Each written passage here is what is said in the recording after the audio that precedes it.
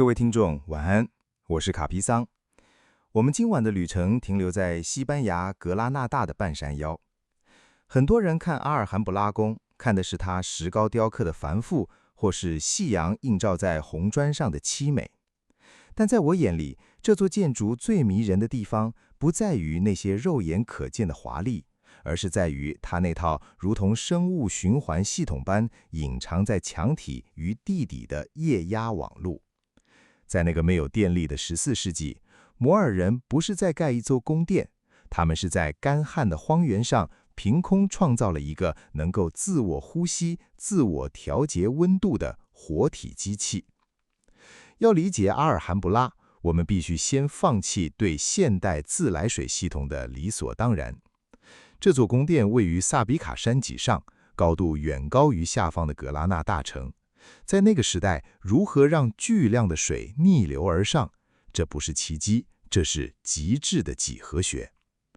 摩尔工程师在距离宫殿6公里外的达罗河上游建立了一个拦河坝，并开凿了一条名为皇家水渠的引水系统。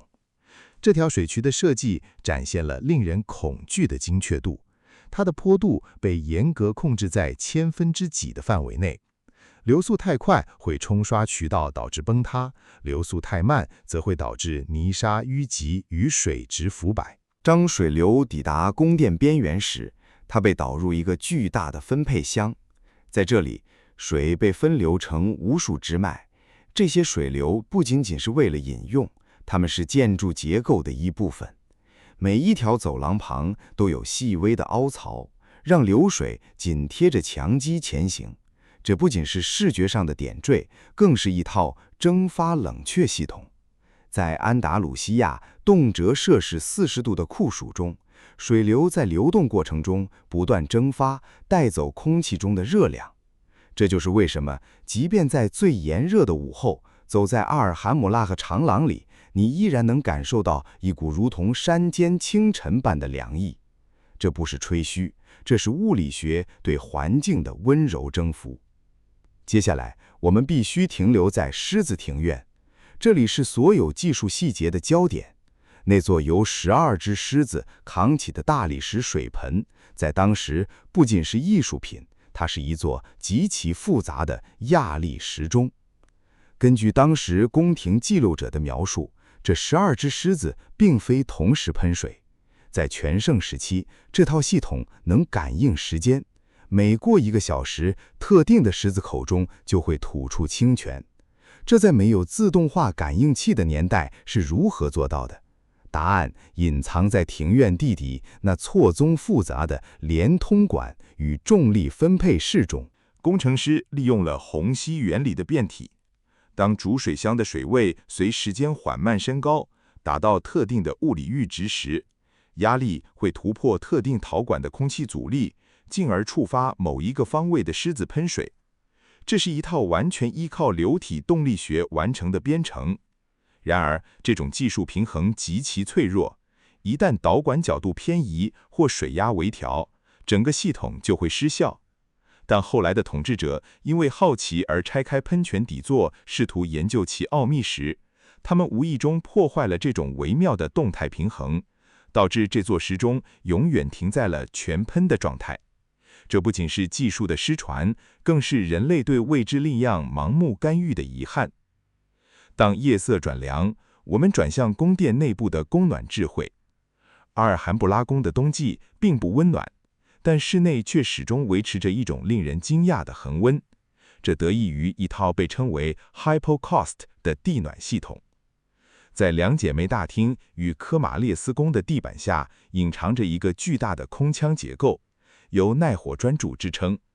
宫殿外部设有巨大的锅炉房，仆人们在那里燃烧木材，但他们并不是在加热水，而是在加热空气。热空气透过地下精确布局的导烟管均匀扩散，热量从地砖缓慢向上渗透。这种加热方式与现代地暖惊人的相似，它利用了大理石极佳的热惯性。一旦地砖被加热，热量可以持续释放数小时。更令人敬佩的是，工程师在设计时考虑到了排烟的顺畅度，烟囱被巧妙地隐藏在华丽的墙饰之后，确保室内完全没有烟灰与异味，只有那种脚底传来的厚实的温暖。最后，我们必须聊聊这座宫殿最神秘的角落——皇家浴室。这不仅仅是洗澡的地方，这是一场关于光、水、热的交响乐。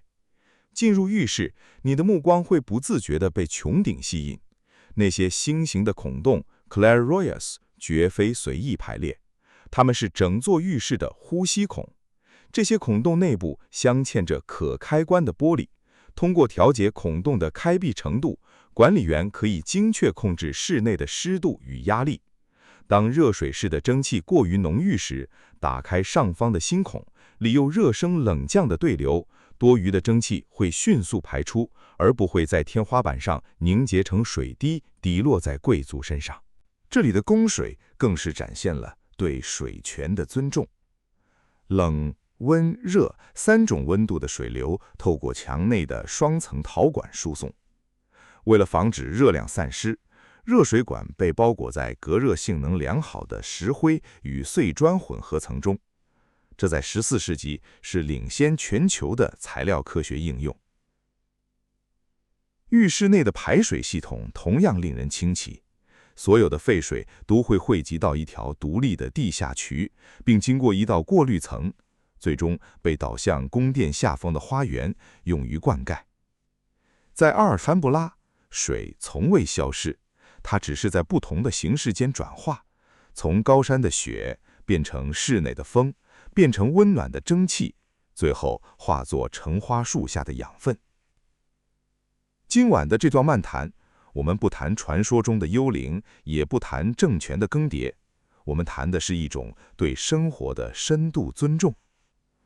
阿尔罕布拉宫告诉我们，真正的奇迹不在于你用了多少黄金，而是在于你如何利用重力，如何理解热能，如何与自然界的每一滴水达成和解。这种不吹嘘、不浮夸的技术实力，才是这座城池在700年后依然能震撼心灵的原因。我是卡皮桑，在追求效率的今天，或许我们都该停下来，听听那种隐藏在墙壁里的古老而稳定的水声。